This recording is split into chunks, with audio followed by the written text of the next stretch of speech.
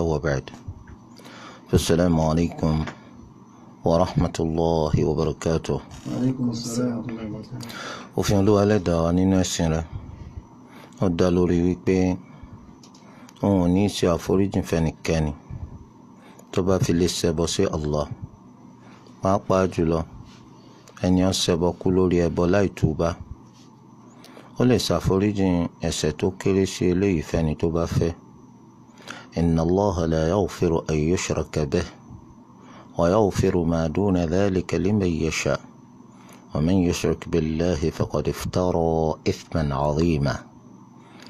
ìṣẹbọ sí Allah ní gbogbo ìgbà ní gbogbo àkókò òun náà ló jẹ́ èèwọ̀. ààyè ò sí fẹ́ni kankan láti fi ìgbà kan ṣẹbọ sí Allah nítorí pé ìmọ́lẹ̀ tó wà kò kárí. eléyìí kò lè jẹ́ àwíjàre rárá. rusulan mubashirina wa mundhirin li'alla yakuna linnasi 'ala Allahi hujjatun ba'da ar-rusul wa kana Allahu 'azizan hakima. àwọn aránṣẹ́ kí wọ́n jẹ́ afúninírò dùnnú fáwọn ẹni tó bá ṣe dáadáa, kí wọ́n sì jẹ́ olùṣọ́ ìkìlọ̀ fáwọn ẹni tó bá ya àbètílápá. nítorí bá méjì kọ́ àfi nítorí káwọn èèyàn má bàa láwíjàre kán níwájú Allah tó bá dijọ́ gbẹ̀ndàl qiyama. ní abẹ́ bẹ́ẹ̀, ní gbogbo ìgbà láyé a lè rí i pé àwọn èèyàn ń ṣàṣìṣe, wọ́n ń ṣàìdá, wọ́n ń ṣẹbọ sí Allah lórúkọ pé òun náà lẹ̀sìn. ṣùgbọ́n lásìkò yìí kan náà, àsìkò yìí ò lè gbófo nínú kárí èèyàn kan tí ń pè ní lọ sídìí ẹ̀sìn òdodo, tí ó sì máa fi hàn pé ní tí àwọn èèyàn tí wọ́n pọ̀ jantirẹrẹ ń ṣe kìí ṣe ọ̀nà. a kìí fi pípọ̀ àwọn èèyàn tó wà ń di nǹkan mọ̀ pé ọ̀nà ni, nítorí pé ní tí òfin gan fi hàn wá ni pé àwọn tó pọ̀ jù nínú àwọn èèyàn wọn kìí sí lórí ojú ọ̀nà tó dáa. wa ma aktharu nnasi walau harasta bimu'minin. àwọn ẹni tó pọ̀ jù nínú àwọn èèyàn kódà kó ṣe pé ó gbìyànjú, wọn ò ní dolùgbàgbọ́ òdodo. Olúwa tún ní wa qalilun min ibadiya ash-shakur.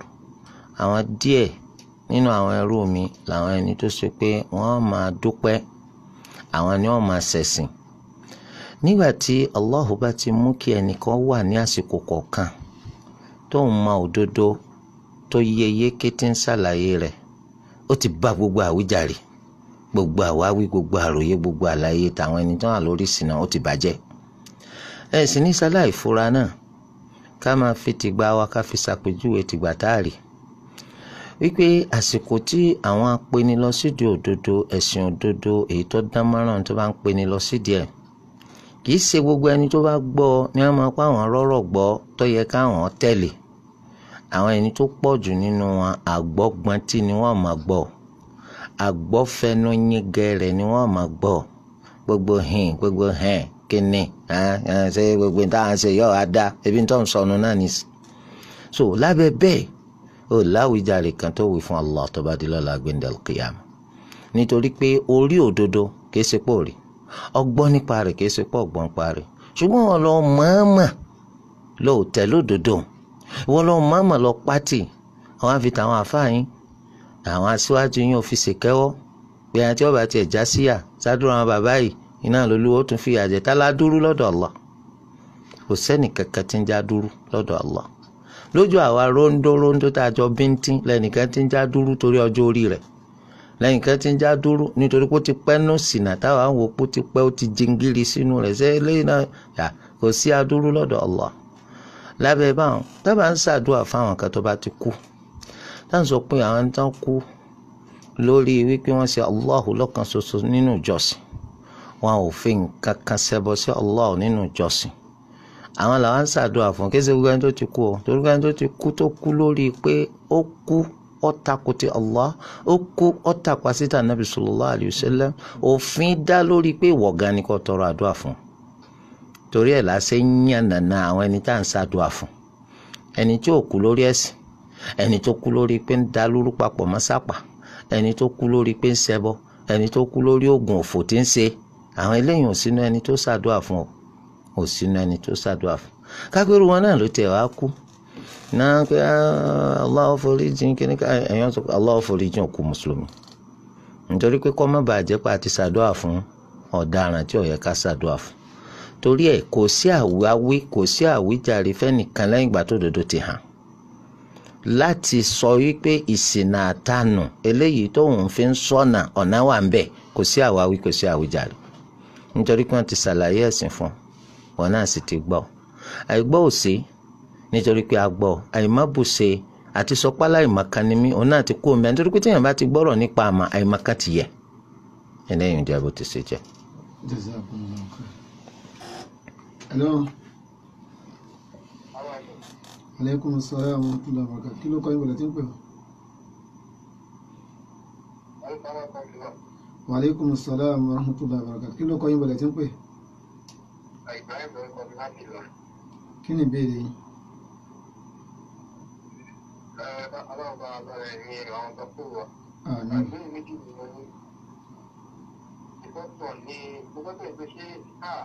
Wọ́n ní máa ní pé báyà ìyàwó ọkọ àti ìyàwó máa ń papọ̀ ní títí ní ṣùgbọ́n ìwòjú ìṣẹ́ àfihàn owó ìtúwàlẹ̀. But ẹlẹ́kejì ni ẹni tí ó jẹ́ pé ó máa ń kọ́ ní sí àbí ó máa ń kọ́ ní bẹ̀rẹ̀ ṣẹ̀ṣẹ̀ tó lè fi dá òkú bá tó bẹ̀rẹ̀ bẹ̀rẹ̀. Ṣé ó fi tí ó ìkọ́ni ọ̀gá tó fi ṣe ẹ̀ṣẹ̀ tó bá yá ṣe wà láì alhamdulillah àkọ́kọ́ tá bá fẹ́ jẹ́ mùsùlùmí ká jẹ́ mùsùlùmí gidi àwa ò gbọ́dọ̀ títorí pé àwùjọ tá à ń gbé bó ti ṣe rí ni wá jẹ́ pé islam wa á máa tẹ̀ lórí ba fún àṣà àti sí àwọn èèyàn láwùjọ wa káfí wa máa jẹ́ mùsùlùmí nàìjíríà mùsùlùmí ghana mùsùlùmí togo mùsùlùmí Gambia nítorí pé tó bá sọ pé mùsùlùmí àwọn orílẹ̀-èdè wọ̀nyí ó túmọ̀ sí pé mùsùlùmí tó tẹ̀ ẹ̀sìn rẹ̀ lórí ba fún ìṣe àti àṣà àwọn orílẹ̀-èdè níṣẹ́ ló yẹ ká máa jẹ́ mùsùlùmí tí ń gbé Nàìjíríà mùsùlùmí tí ń gbé Gambia mùsùlùmí tí ń gbé Ghana mùsùlùmí tí ń gbé Namibia ó túmọ̀ sí pé ibikíbi tá à ń bá ń gbé láyé tó bá ti mara rẹ̀ mùsùlùmí tí kàn ń gbé ibi tí ń gbé iṣẹ́ mi ẹ̀sìn mi bẹ́ẹ̀ náà ni ó rí pẹ̀lú gbogbo ẹnikẹ́ni tó jẹ́ mùsùlùmí tí ń bẹ níbikíbi láyé nítorí tá bá sọ pé ibi tá a gbé là á ṣe fún ẹ̀sìn bàjẹ́ nù ẹ̀sìn ti bàjẹ́ nù ìyẹn ni pé ẹ fẹ́ tẹ̀lé ẹ̀sìn bá fásà ó náà nítumọ̀ gbogbo àwọn ìsọkúsọ kí mùsùlùmí náà máa sọ pé ráwọ ọkọ ọba tíyàwó mu tíyàwó náà bá tọkọ mu kí ni jẹ́ bẹ́ẹ̀ gbogbo ẹ̀ náà ó ní í ṣe pẹ̀lú yẹ̀ ń wò ó ní í ṣe pẹ̀lú à ń sóògùn òfò ó ní í ṣe pẹ̀lú pé à ń lọ wá nǹkan à ń lọ wádìí nǹkan tó ṣe pé kò sọ́nà fún wa láti mọ̀ tá a lẹ́ni náà nínú wa tán sọ pé ó ní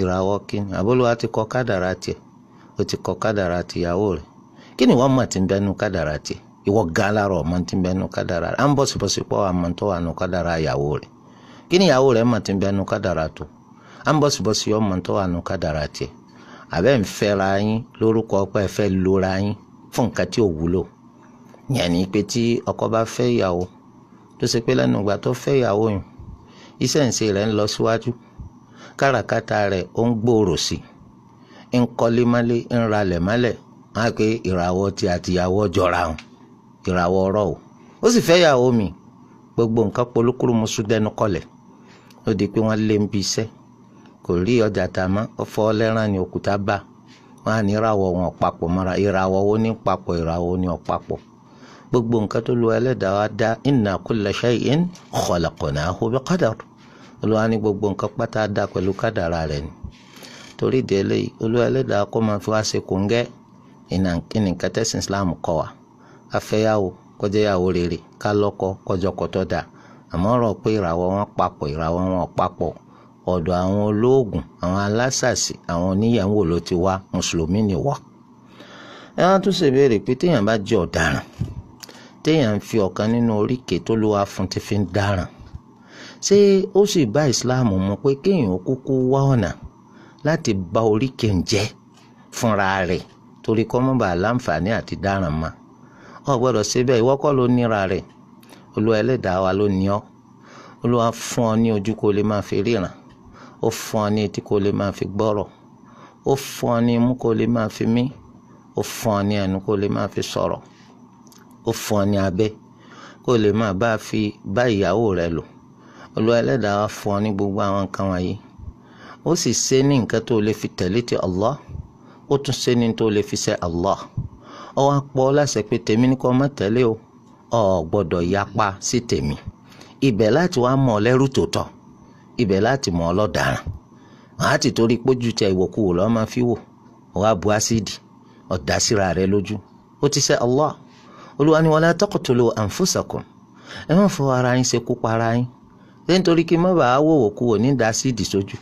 A'udhu billah.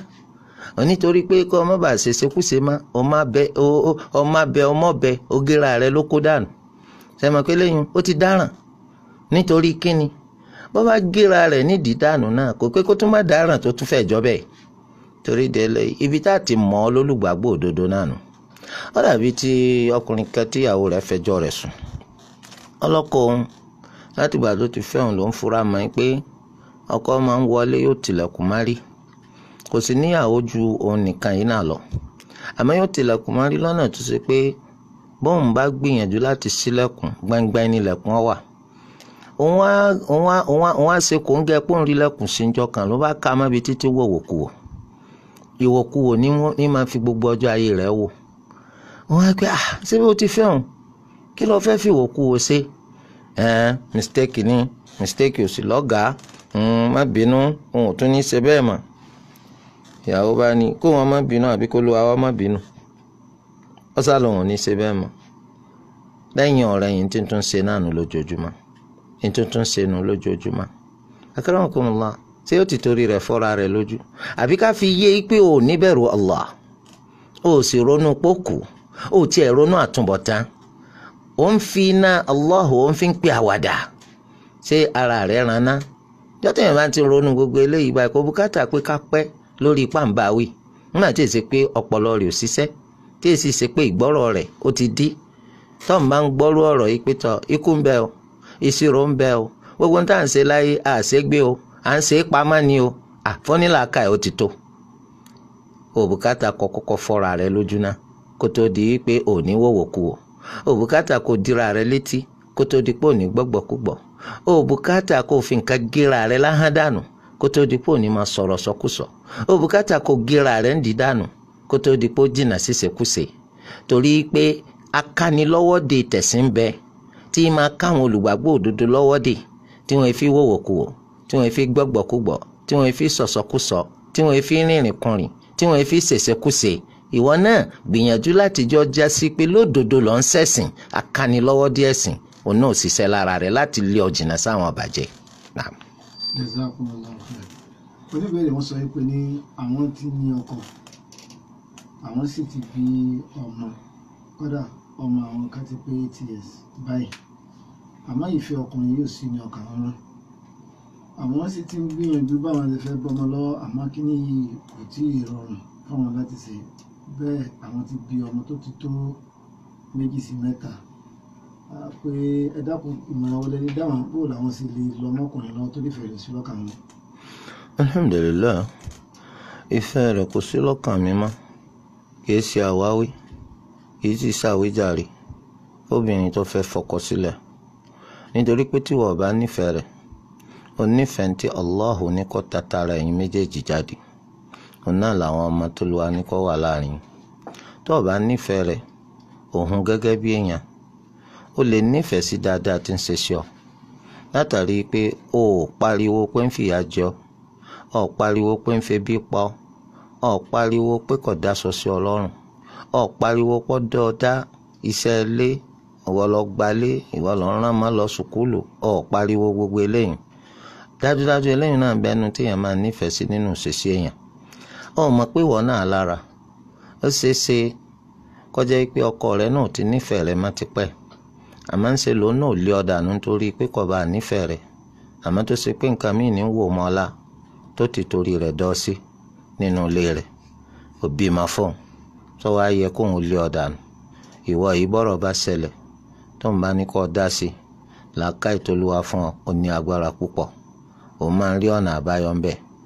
ìwọ yìí torí ẹ̀ ní al-Imam Ibn Kathir rahimahullahu ta'ala wọ́n ní ìfẹ́ onìkan kọ́ ni máa jẹ́ kóbìnrin ọpẹ́ lọ́ọ̀dẹ ọkọ, nítorí pé ọ̀pọ̀lọpọ̀ nínú àwọn ọmọ fẹ́ ọmọ nífẹ̀ẹ́ rẹ̀, ìfẹ́ wọ̀nyẹn kírẹ́dìtì rẹ̀ gbé ijó tán, ṣùgbọ́n nǹkan pípọ̀ wà tí wọ́n máa ń wò mọ́bìnrin lára tí wọ́n fi kọ̀ wọ́n sílẹ̀.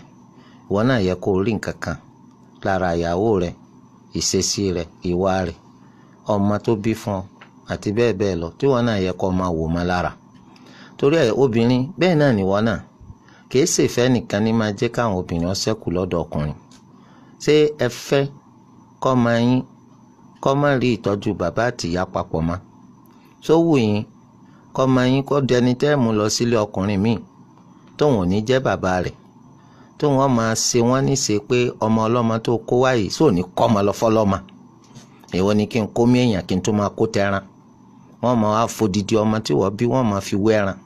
tàlà wa rí báwí? ṣebí wọ́n tó fìdí mádé ọ̀dọ̀ ọkọ rẹ̀ tó ló tún fẹ́ lọ lọ́kọ míì ni. lẹ́yìn náà wọ́n bá ń sọ pọ́kọ eléyìí ò nífẹ̀ẹ́ rẹ̀, tálẹ́ lòmíì tó ọmọ tó fẹ́ tó nífẹ̀ẹ́ ìfẹ́ rọ̀. kí ni wọ́n ti ń pè nífẹ̀ẹ́ náà? kí ni wọ́n ń pè nífẹ̀ẹ́ náà? irọ́ lásán.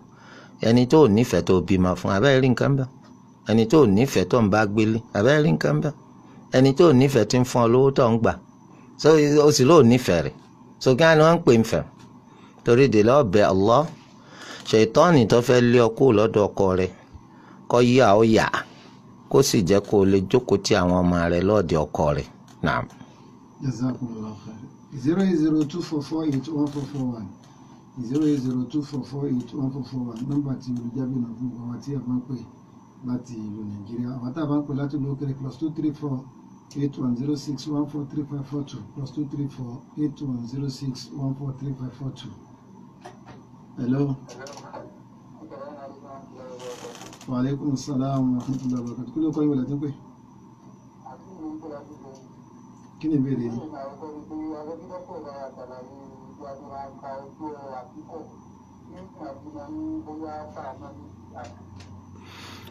ti mọ ọjọ́ tẹ̀ mọ́ sí àkíkọ̀ àti ṣàlàyé rẹ̀. tẹ́ bá bímọ kóòrùn tó wọ̀ ẹ ka ọjọ́ ń pò níjọ́ alákọ̀ọ́kọ́. tẹ́ bá bímọ lẹ́yìn ìgbà tó rùn wọ̀ ìjọ́ kejì níjọ́ alákọ̀ọ́kọ́. Naam. Hello. Wa alaikum salam wa rahmatullahi wa barakatuh. Kí ló kọ́ yín bẹ̀rẹ̀ tí ń pè mọ́? Àmín àmín. Kí ló kọ́ yín bẹ̀rẹ̀ tí ń pè?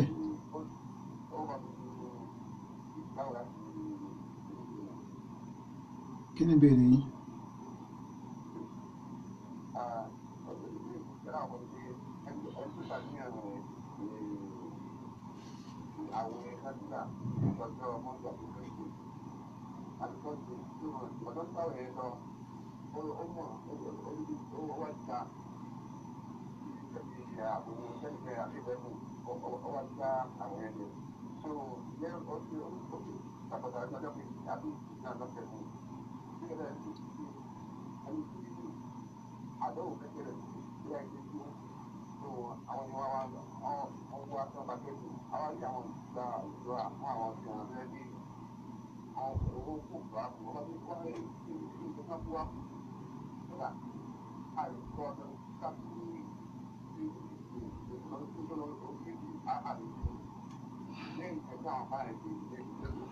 bí kíni wọ́n ní bí kíni á kó fún.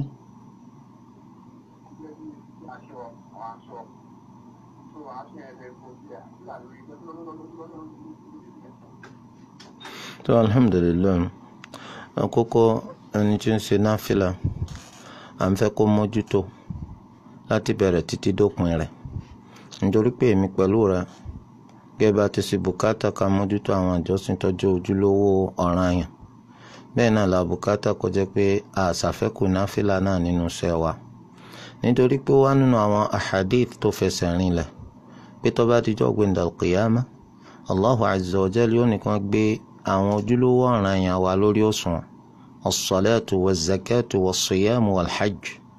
gbogbo ẹ̀ tó máa gbé lórí òṣùwọ̀n tó bá di pé ládàá wọn ò pé Allah ní kí wọ́n wo èyí tá a bá tún ṣe tó jẹ́ náfìlà nínú ẹ̀yà àjọsìn kọ̀ọ̀kan kí wọ́n fi kún ti ọ̀ranyàn fún wa ká lè bá a rọ́nà lọ. téèyàn bá wá jẹ́ pé èèyàn mójútó náfìlà ewu ń bẹ lórí rẹ̀ torí rẹ̀ kìí ṣe pé ọ̀ranyàn nìkan ni là ń fẹ́ kó mójútó ìwà mùsùlùmí àtúnṣe olójú kòkòrò kó jẹ́ kí náfìlà náà kó wà nínú ìwé iṣẹ́ rẹ̀. akramakumullah ẹni tó wá ń ṣe sùyàmù ọjọ́ àtìní àti ọjọ́ alhamis ǹjẹ́ tó lè jẹ́ wípé ọmọ ọmọ já sùyàmù yẹn níbi ọwọ́ àárọ̀ sọ́wọ́ ọ̀sán àbọ̀wọ́ ọ̀rọ̀lẹ́ kó tó di pọ́ parí rẹ̀ tó bá já ṣé nǹkan kan sì ń bẹ tí ó ṣe nítaràn ẹni tó bá já ọ̀kan nínú sùyàmù tó bá jẹ́ náfìlà kò sí nǹkan kan tí ń bẹ lórí rẹ̀ tí ó ṣe nítaràn ṣùgbọ́n nǹkan tó ṣe àfẹ́ nínú òfin ṣẹ̀ríà.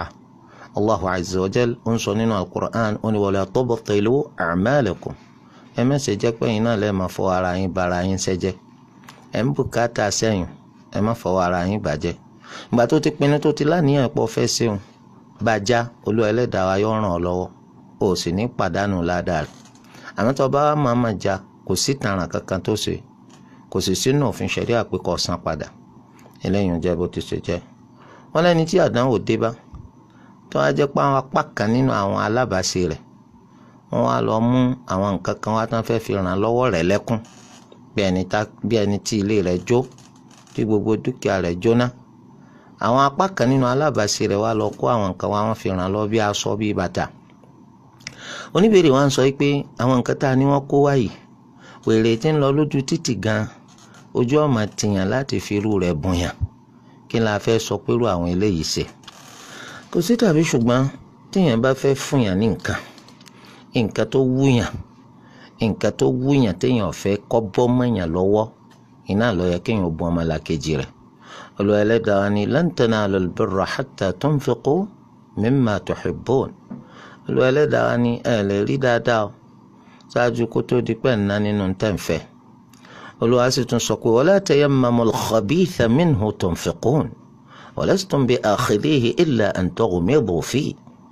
ẹ̀yin náà tẹ́ bá fẹ́ bùnyàn ní nǹkan ẹ má jẹ́ pé nǹkan tí ò dáa tó ti burú tó ti bàjẹ́ òun náà lẹ́ẹ̀ máa ná tẹ́ máa bọ́ ọmọlàkejì ẹ̀yin gan ò ní gbà àfi tó bá gbé pamọ́ sí i so ohun tí wọn náà ò ní gbà àfi tó bá gbé pamọ́ sí i ọ̀tọ̀ padà rí tó máa bùn wọn ní àdúrà oríṣi kejì má jẹ́ ó jẹ́ pé níwọ náà ń bùnyàn bóyá tó bá jẹ́ pé ẹni tó bùn wa ní nǹkan táwa ń bínú tá a sọ pé tó bá firú rẹ̀ fún wèrè gan ojú ó tìyàn tó bá pẹ́ ọ̀wọ́n tó ní kápá lórí ẹ̀nu ààyè ò sí fún wa nínú òfin ṣẹ̀ríà yìí láti bá wí torí pé níta bá nínà la lè bùnyàn níta ní a lè fi fún yàn tí a bá rí i pé kò tẹ́ wa lọ́rùn a lè má gbà àmọ́ ká máa wá bú wọn wípé ṣé kò dájú kí wọ́n gbádùn ẹ orú lọ́kùlọ̀ tó ń fi ń lọ̀ mí nígbà tó sì jẹ́ pé wọn ò lágbájú eléyìí lọ Olúwa ní ma 'ala al-muhsinina min sabil ààyè àti ṣe ìbáwí ò sí fún yín lórí ẹni tó ṣe dáadáa sí yín tó bá pé ntágbára wọn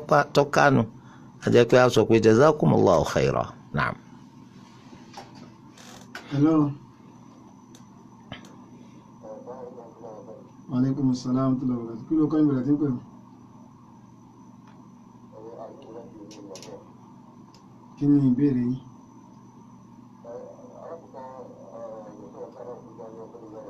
àmín.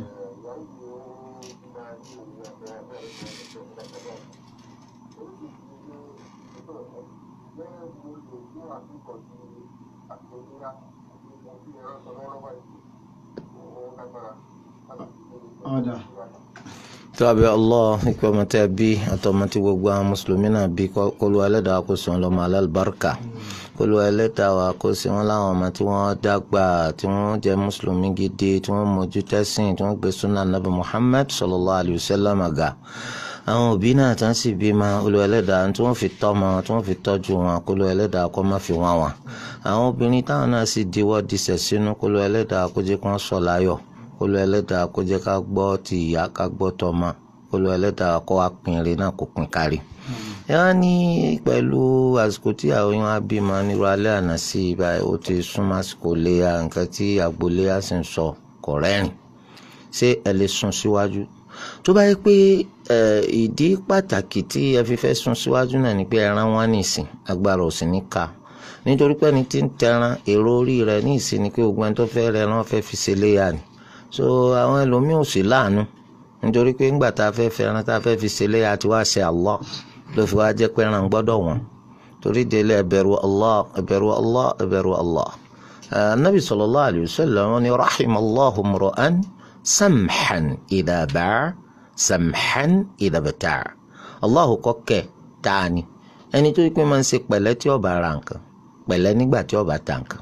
àwọn olùmọ̀túmọ̀ rẹ̀ sí pé ìgbà tí ó bá ra nǹkan tó bá ti rí pé iye tó ń ná ó ti pé òun iye tó ń ná ó ti pé òun wọ́n á ní kó mú wá kò ní máa ṣàròrò ìgbà tó ná nǹkan ní 50 naira wọ́n sì ní kó mú wá wọ́n á ní sí ọ̀gbà 30 báwo ẹ̀yẹ́bẹ́yà tó rí 100 ni wọ́n ti pè fún ọ tó ti ná títí tó fi dé 50 wọ́n tún á ní mú wá ó tún ní sí ọ̀gbà 30 bákan náà ńgbà tó bá tà ó rí pé nísìn 50 ni wọ́n rà ó sì díyelé wọ́n ẹjọ́ ṣe ìdúnadúrà títí wọ́n fi láwọn rà ní 60 Allah ó fàlùbáràkà sí so tètè ta so bẹ́ẹ̀ náà ni ẹ̀yin tí ẹ̀ ń tẹran ẹ mẹ́jọ jẹ́ pé bẹ́yìn ti ṣe fẹ́ wọ́wọ́ mẹ́ran tẹ́ ẹ fẹ́ tà tẹ́ ti romi royẹ̀ fún ma lẹ́ẹ̀fi kọ́ dínà kọ́pọ̀lọpọ̀ mùsùlùmí ọ̀pẹ̀ràn kò ní dáa bẹ́ẹ̀ o ẹ dákun ẹ rántí pé ẹ̀sìn ni wọ́n fẹ́ fi ṣe ẹni tó sì fẹ́ ṣẹ̀sìn dáadáa ló fẹ́ ṣe táwọn èèyàn bá kọ̀ láti rẹran lọ́dọ̀ yín sẹ́wọ̀n pé wàhálà tí yín ní ọ̀pọ̀ jù torí pé nǹkan ẹlẹ́mìí ni ẹ máa ní kéèyàn máa sin ẹran dẹ̀mí kí máa ṣe wàhálà kékeré ọ̀pọ̀lọpọ̀ ẹran ó tún kú kó tó dẹ̀mí torí ẹ bá ti rí pé jèrè díẹ̀ ẹ sọwọ́ rẹ̀ lẹ̀ ẹ má sọ délé máwọn èèyàn lọ́wọ́ tábà wọn wò ó pé tábà ní ká rẹran nísìn tí àsìkò àkíkọ tó bọ́ sí ká tó ṣe léyà ẹran ti wọ́n jù tẹ́ bá wá sọ di bọ́yọ́jọ́ 14 ọjọ́ 21 àbọ̀jọ́ mi inshallah ń bẹ Allah kọ́ máa bọ̀ náà.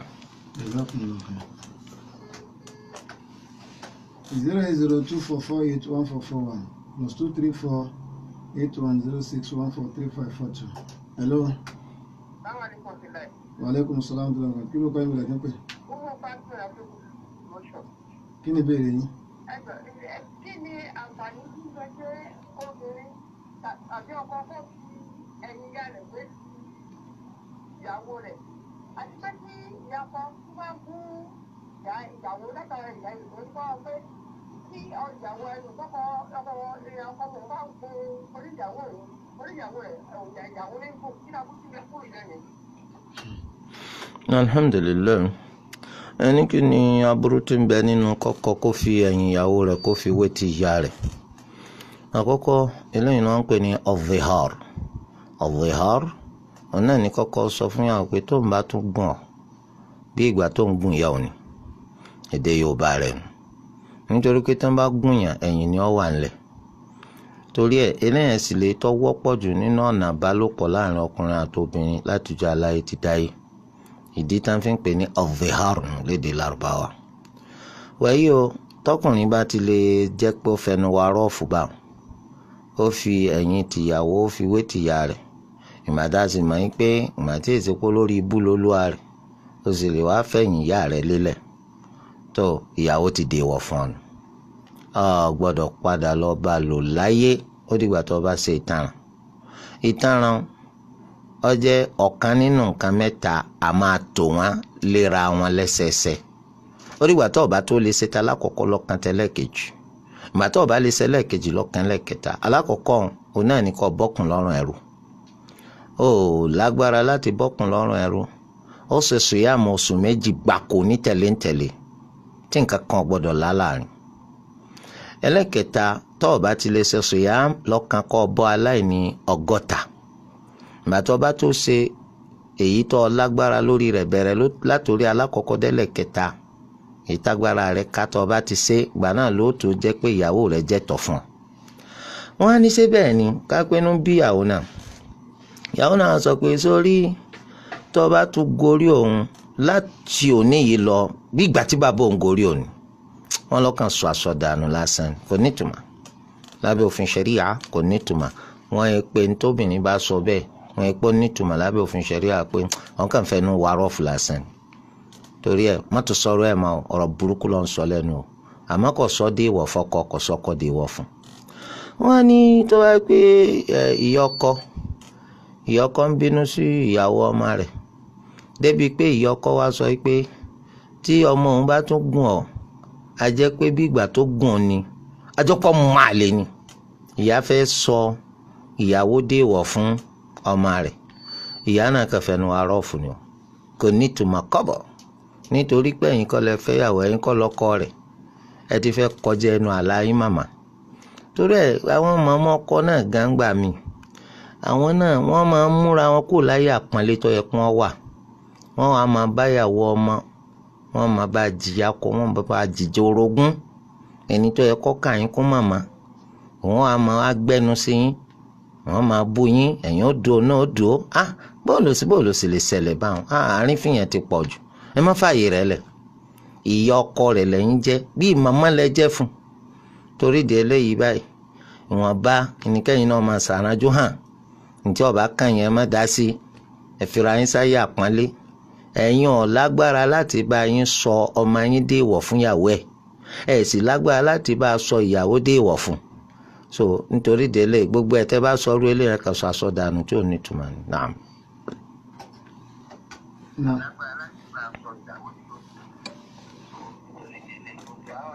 Wàlékùm sàlámù aláwọ̀ ẹ bá yẹ lẹ́dọ̀ yìí sílẹ̀, kí ló kọ́ yín bẹ̀rẹ̀ tí ń pè?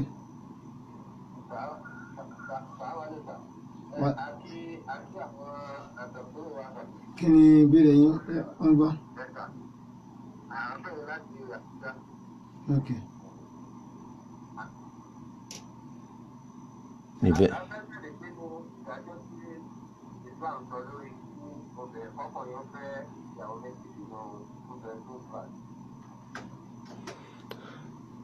kọ́tọ́ kó jẹ́ pé ìyàwó wọn ò jẹ́ pé wọ́n kanra wọn gbọ̀ngbọ̀ngbọ̀n tí wọ́n fà á máa kanra wọn lágbo.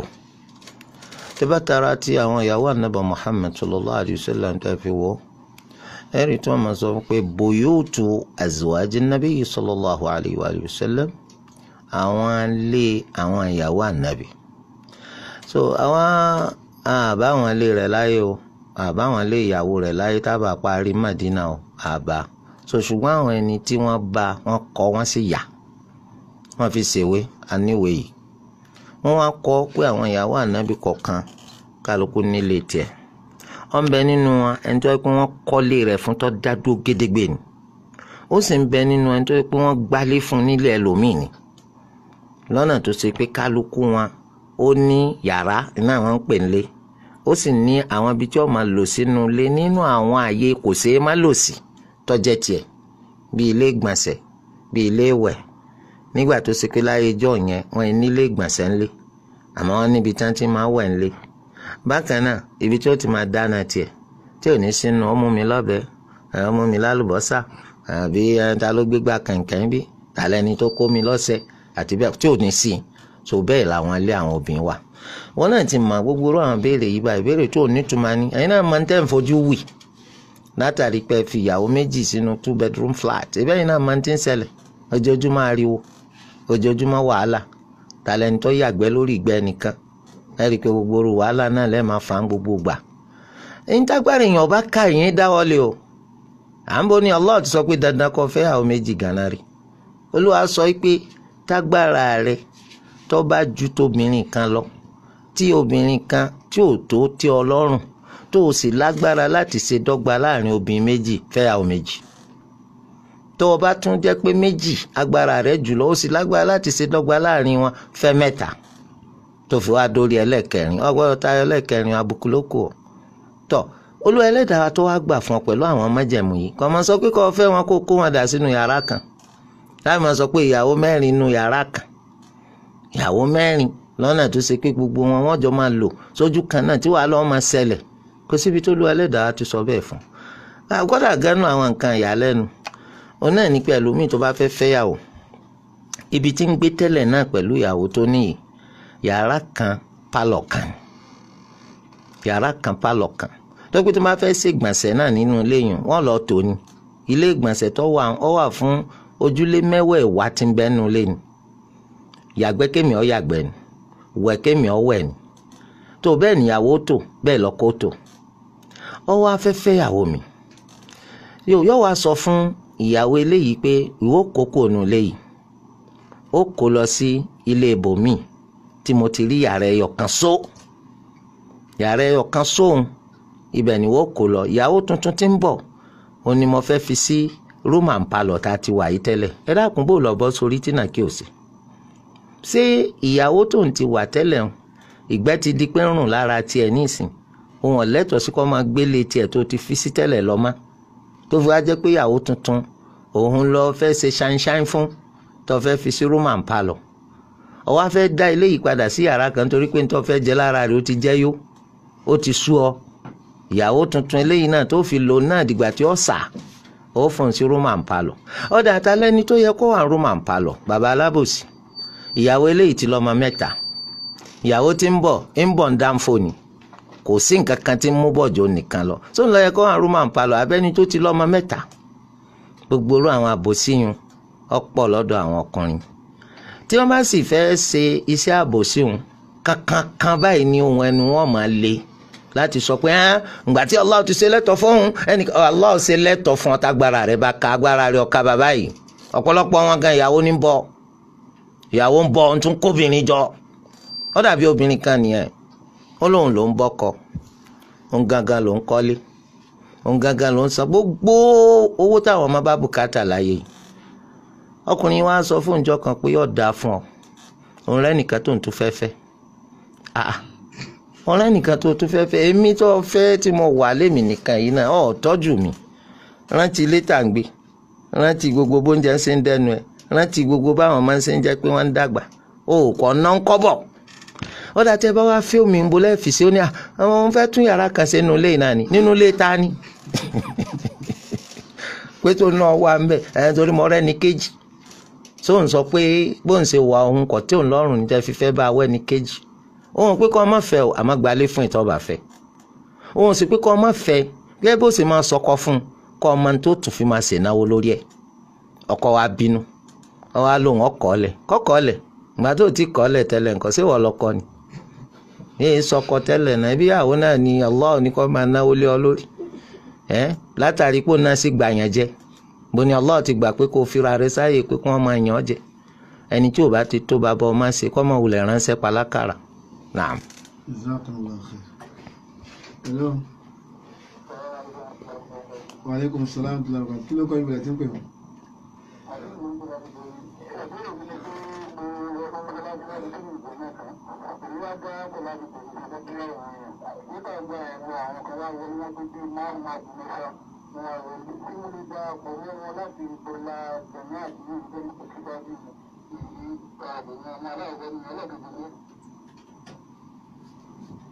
Kò yẹ. Wọ́n ní àwọn ti ṣe sọ́láàtì tán ní mọ́sálásí àwọn wá dé àwọn ti sọ́láàtì tí wọ́n mo ti parí sọ́láàtì wọn làwọn márùn wọn ní mọ́sálásí ṣé àwọn lè darapọ̀ mọ́ wọn láti ṣe ìgbà. àwọn ìgbà tó ti ṣe sọ́láàtì máa lọ ti tó bá. mo ń fi àsìkò yìí tó wá létí nípa tírà al-Hafiz Ibn Hajar al-Asqalani alayhi rahmatullah èyí tí wọ́n kọ tí wọ́n kọ ní Bulughul Maram. tírà yìí ó ṣe àǹfààní púpọ̀ fún àlùmọ́ ó sì jẹ́ kí á mọ̀ nípa àwọn ìdájọ́ òfin ṣẹ̀ríà. tírà yìí àwọn olùmọ̀ wọn ti bá gbé sí èdè Yorùbá fún gbogbo ọmọ Yorùbá láti lè ní àǹfààní sí tí Allah fi pa á láṣẹ síwájú kó tó pàdé rẹ̀.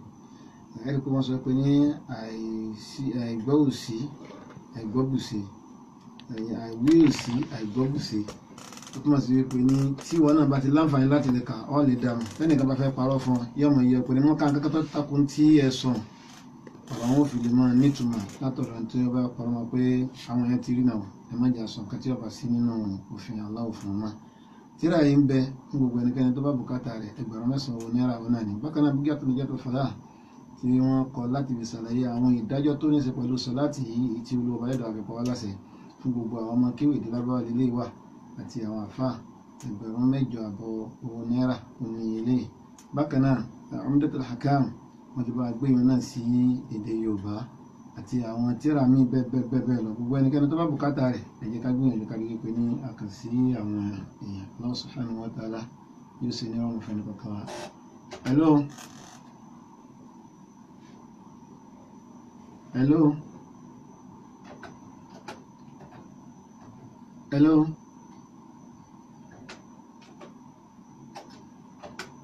Hello. Wa alaikum salaam wa rahmatullahi wa barakatuh. Kí ló kọ́ yín bọ̀lẹ̀ tí ń pè? Hello? Hello, kí ló kọ́ yín bọ̀lẹ̀ tí ń pè? Alájà Fatima ti kúrò torí kalẹ́ ọ̀gbọ̀n. Kí ni ìbéèrè yín pápápá? Mo kí àwọn olùmọ̀ wa. Yes. Ìbéèrè tí mo lọ báyìí pé obìnrin òun yóò ń gbọ́ gbogbo bùkátà olóṣèlú alẹ́ ní ọkọ wa àwọn fásitì wa rò pé ìyá ìrìn àjọ ọmọ àwọn lórí ilé ọmọ yẹn sì níyà ìyá wa gbọ́dọ̀ pé ó yẹ kí wọ́n lè fún ológun ọmọ òun gbogbo ìyá wa ní ìlú ní ìṣe ìlú ilẹ̀ ní òkú ìlú àwọn wọn wá ní kò jọ kí wọ́n kò sẹ́kọ̀ọ́ ìrìn ti gbé. alhamdulillah àkọ́kọ́ irú arákùnrin tó kù yẹn kápọ̀ náà kọ́ ló nílẹ̀ ilé kápọ̀ náà kọ́ ló ń gbọ́ bùkátà lórí ìyàwó àtàwọn ọmọ yóò ní nǹkan tó náà fi ṣàì bí èkìsà bí aago bí bàtà bí fìlà àwọn eléyìí náà ni wọ́n gbọ́dọ̀ pín ní ìlànà bófin ṣẹ̀ríyà bó ti ṣe wí eléyìí tó ṣe pé màmá tó bí sáyé àwọn náà ń bẹ ẹni tó lẹ́tọ̀ọ́ sáti jogún rẹ̀ ṣùgbọ́n nǹkan tó ní nìkan láàpín fáwọn èèyàn àti ẹ̀ tí ó jogún ní tí èsì tí a gbọ́dọ̀ pín o gẹ́gẹ́ bí nǹkan tó jẹ́ tíyàwó tí èsì tọkọ irú lẹ́hùn tó bá ti lẹ́rìí tó fi hàn pé ìyàwó lónìí táwọn náà sì mọ̀ pé láwùjọ wa irú rẹ̀ wọ́pọ̀ bàjẹ́ àbúrò ọmọ wa bọ́mọ ọlọ́mọ jiyàn pípọ́ ọmọ wa ló nílẹ̀ dandan ọmọ wa ò nílẹ̀ afẹ́ gbalẹ̀ fún lẹ́yìn ikú rẹ̀ àyè àbòsí òsì o nínú òfin ẹ̀sìn Islam àyè àbòsí òsì nínú àdìsí Ànábì Muhammad sallallahu alayhi wa sallam wọ́n lẹ́nìkẹ́ni tó bá gba òdiwọ̀n àtẹ́lẹwọ́ kan nínú ilẹ̀ nígbà àbòsí ilẹ̀ yún tó fi dé ìpele ilẹ̀ méjèèje ni wọ́n fi fún lọ́rùn tó bá dijọ́ gbẹ̀ndẹ̀l qiyam torí ẹ̀ màmá àti gbogbo ẹni tó bá fẹ́ gbarú rẹ̀ nígbà àbòsí ẹ bẹ̀rù Allah èmi pẹ̀lú yín agbára wọ ọ̀ràn o kún fún wa lọ́rùn lọ́la gbẹ̀ndẹ̀l qiyam pẹ̀lú ọwọ́ báwo wá ni tí wọ́n bá fi ìpele ilẹ̀ méjèèje tí wọ́n bá fi fún wa lọ́rùn wàhálà ńlá ń bẹ́ẹ̀ bẹ́ẹ̀ ọmọ yín kọ́ ló nílẹ̀ obìnrin yìí tó bá ti mẹ́rìí tó fi hàn wípé òun ló nílẹ̀ rẹ̀ ẹ bá ṣàdúrà sí kí Allah fa àlùbáríkà sí àmọ́ pé wàá fi tipátipá gbà kọ́ sáàyè rẹ̀ gbogbo bí tẹ́ bá lọ ìwé òun náà ní nǹkan tí yóò gbè fẹ́ni tó bá ní orúkọ tó wà nù ìwé o àmọ́ yìí pé nígbà míì ọ̀rọ̀ màmá náà lè jànà o nítorí pé ọkùnrin míì nígbà tí omi ìfẹ́ tó rúbọ lójú ó lè ralẹ̀ kọ́kọ́ kọ ìyàwó sí ó lè ralẹ̀ kókó orúkọ àlègán sí so tó bá yẹ pé irú rẹ̀ kọ́ ló ṣẹlẹ̀ ẹni tó dáwó lẹ́lẹ̀ ni wọ́n kó kọ rẹ̀ sí kò sí wàhálà ń bẹ̀ nítorí pé àwọn obìnrin gbà míì náà omi ìfẹ́ a máa rúbọ àwọn náà lójú táwọn náà ralẹ̀ tí wọ́n kó kọ́kọ́ sí pé ní tí mo bá ní ìwọ ló ní ní tí wọn náà ní èmi ni mo ní ikú bá dé ló bá jẹ́ pé ìyàwó yìí ló kú ìyàwó sì ti síwájú kọ orúkọ ọkọ sórí ilẹ̀ tọ́ra sórí ilé tọ́kọ́ ta láàpò nílé nìsí torí rẹ̀ gbogbo òfẹ́ rọrùn ẹ̀mẹ́jàjú ó sì wá lọ́nà orúkọ ọ̀wọ́ tó ra nǹkan ni ẹ máa kọ sí èyí jẹ́ tọmọ tí baba kọ́ má làálà ọ̀tọ̀ lọ́kọ ọ̀tọ̀ níyàwó owó tiẹ̀ kọ́ dá dúró gedegbe kí tìyàwó rẹ̀ náà kọ́ dá wà nítorí tómi gbígbóná bá dàpọ̀ mọ́ tútù a lè má rọ́nà láti yanjú ẹ̀ láyé ń bì torí ẹni tó dáa jù ni pé ẹni tó ralẹ̀ tó ralé oníkókó àwọn máa wà ń bẹ̀ ká sì má yan àwọn ọmọ ọlọ́mọ jẹ́ nítorí pé wọ́n bá àjọ obìnrin gbàtán rí i pé Allah azza wa jal gbàdúrà ọmọbìnrin ó lówó Olúwa ẹlẹ́dàá wa bùkún àwọn akọ́lé ọkọ bá ń bínú sí bó ló ṣe lè kọ́lé máa ń la kọ́kọ́lé mọ́ ọ́lá òun lọ́ kọ́lé tiẹ̀ wọ́n á ní ọ̀dà kọ́ lọ kó orúkọ ilé àwọn sára ilé tọ́kọ orúkọ ilé ọkọ sẹ́wọ̀n kó lè nù Islam ọ̀farama ọjọ́ bó ti ṣe jẹ́ mọ́. pàtàkì fún ẹ̀rọ ọ̀la àti wọn ṣe ẹgbẹ́ tẹ̀lé àtẹ̀lẹ́gbẹ̀ lọ́sọ̀rọ̀ àwọn ọ̀tẹ̀ alákọ̀ọ́bá ní sọ́wọ́n lẹ́sìn dára láyé àti ní àlàǹtàní ó pàtàkì fún àwọn olùmọ̀ wa سماعة الشيخ الدكتور شرف الدين الإبراهيمي كمل الله وعبد الله قوته من الخير وبارك الله في عمره وعلمه وسدد خطاه. يجب الجمع من دابل